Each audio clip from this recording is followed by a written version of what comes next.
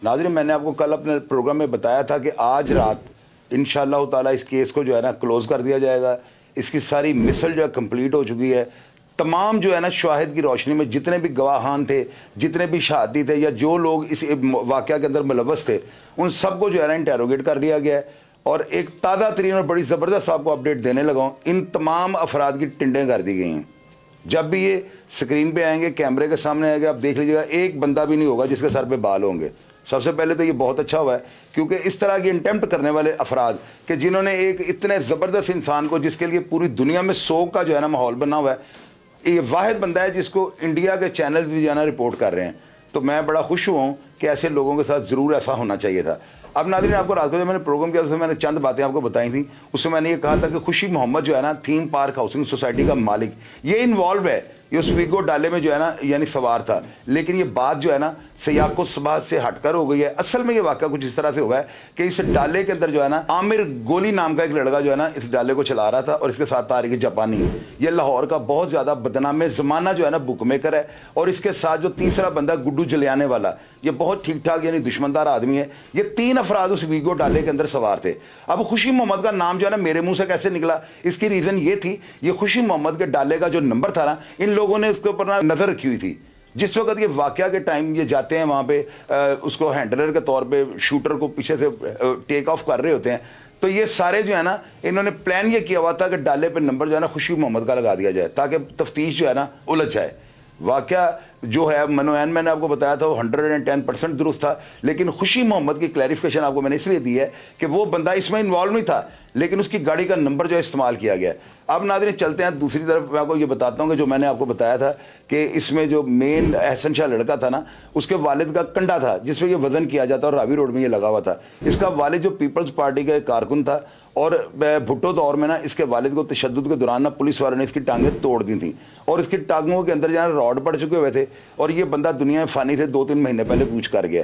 एहसन शाह जो है ना, इसकी रेप्यूट के बारे में लोग ये बता रहे हैं कि ये पीछे से जो है ना पहले स्टार्ट में भी अच्छे घर का था और इसके वालिद का ना ठीक ठाक जो है बैंक बैलेंस भी था और ये लड़का कोई कंगले या माठे घर का नहीं था।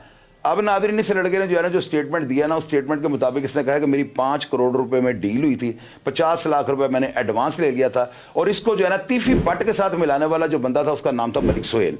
रात को मेरे प्रोग्राम में जो मलिक सुहेल की तस्वीर लगी है वो गलत लग गई थी। असल मुलजम जो है ना मलिक सुहेल, उसकी तस्वीर आप स्क्रीन पर देख रहे हैं। ये बंदा जो है मलिक सुहेल, इसके 7-8 भाई हैं और इनका भी पीपल्स पार्टी से बड़ा गहरा ताल्लुक था। ये बंदा जो है ना इसने शादमान में अब रिहाइश रखी हुई थी। कुछ अर्सा पहले ये किला लक्ष्मण सिंह से चेंज करके जो है ना शादमान आ गया। इसके 2 बेटे बारबेक्यू का काम करते हैं और उसी इलाके शादमान के अंदर उनकी दुकान है या होटल है। ये जो मलिक सुहेल है ना, इसको तीफी भट्ट के साथ मिलाने वाला टाउन नाजम कैसर अमीन भट्ट है और कैसर अमीन भट्ट को आप सारे जानते हैं, अंदरून शहर में एक बड़ा पावा गिना जाता है वो बंदा। ये सारे लोग जो मिलते हैं ना तीफी भट्ट को, इनको मिलाने वाला जो बंदा था ना वो कैसर अमीन भट्ट है। अब नाज़रीन एक और चीज़ जो है ना बड़ी गौर तलब आपको बताने लगा ताकि आइंदा जिंदगी में आप मुखालफत वाले या दुश्मनदार लोग जो भी है ना वो इन चीज़ों से अलर्ट रहें।